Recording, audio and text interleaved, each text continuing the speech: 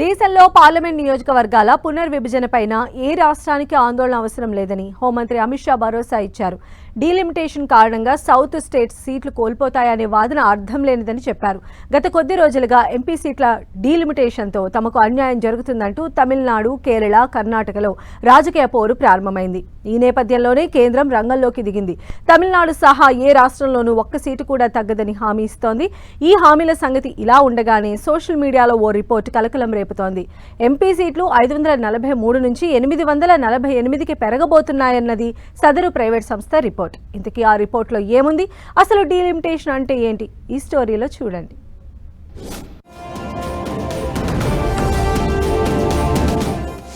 Delimitation తో ఒక్క seat పోదన్న home మంత్రి అమిత్ షా.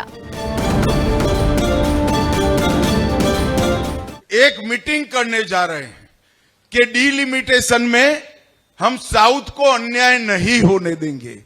श्रीमान स्टालिन जी, मोदी सरकार ने लोकसभा में स्पष्ट किया है कि डीलिमिटेशन के बाद प्रोरेटा के हिसाब से दक्षिण के एक भी राज्य का एक भी सीट कम नहीं होगा.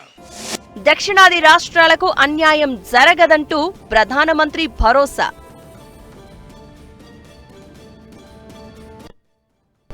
కొద్ది సంవత్సరాలుగా పార్లమెంటు నియోజకవర్గాల విభజన, పెంపు అంశాలపై చర్చ జరుగుతూనే ఉంది. ఈ క్రమంలో తాజాగా దక్షిణాది రాష్ట్రాల్లో ఎంపీ సీట్లు తగ్గుతాయనే ప్రచారం ప్రారంభమైంది.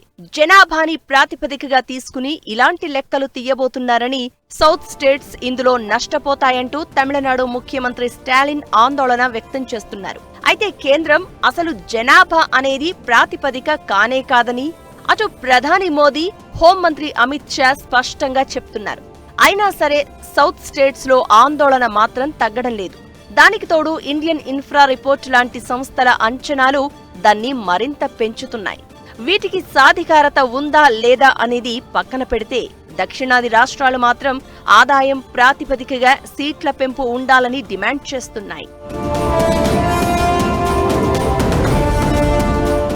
పార్లమెంటరీ లేదా అసెంబ్లీ నియోజకవర్గాల సరిహద్దులను పునర్నిర్మించే ప్రక్రియనే డీలిమిటేషన్ అంటారు. జనాభా ప్రాతిపదికన ప్రజా ప్రతినిధులు ఉండేలా సీట్లు కేటాయించాలన్న ఆలోచనతో ఈ డీలిమిటేషన్ ను తెరమీదకు తీసుకొచ్చారు.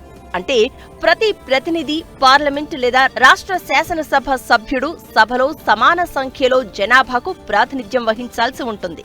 అయితే ఈ డీలిమిటేషన్ ప్రక్రియను అమలు చేయాలంటే ముందుగా రాజ్యాంగం ప్రకారం జనాభా గణన చేయాల్సి ఉంటుంది. నిజానికి 2021లో జనాభా గణన జరగాల్సి ఉంది. కానీ అప్పుడు కోవిడ్ మహమ్మారి కారణంగా అది జరగలేదు.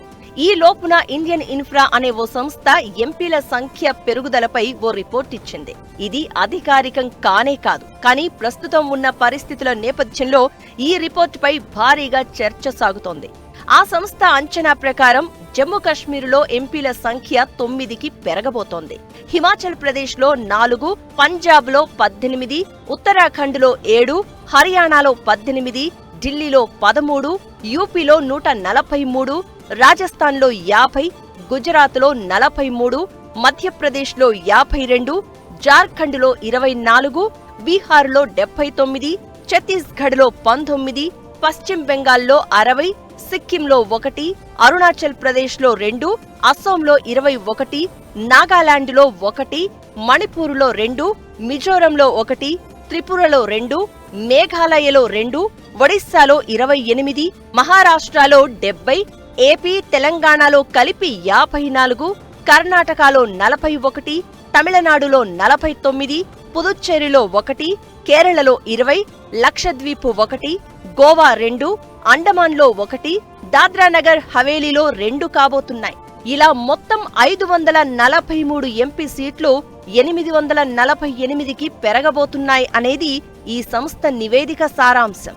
అయితే ఇందులో యూపీ, బీహార్ కలిపి 222 సీట్లకి చేరుతూ ఉండగా సౌత్ స్టేట్స్ నెంబర్ 165గా ఉండనుంది. ఇతర రాష్ట్రాల ఎంపీ సీట్లు 461గా చెప్తున్న ఈ రిపోర్ట్ కలకలం రేపుతోంది. అయితే కేంద్ర ప్రభుత్వం మాత్రం అసలు జనాభా ప్రాతిపదికన సీట్ల డీలిమిటేషన్ జరగదని హామీ ఇస్తున్న నేపథ్యంలో ఇలాంటి రిపోర్టులు కలకలం రేపుతున్నాయి.